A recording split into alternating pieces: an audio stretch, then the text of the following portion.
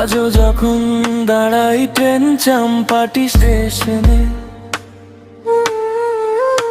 বুকের ভেতর কেঁপে ওঠে পুরনো স্মৃতির টানে। একসাথে প্রোগ্রামের দিন কত হইচই আনন্দ, কত রিয়াশালার গল্প হোক না ভালো মন্দ। হে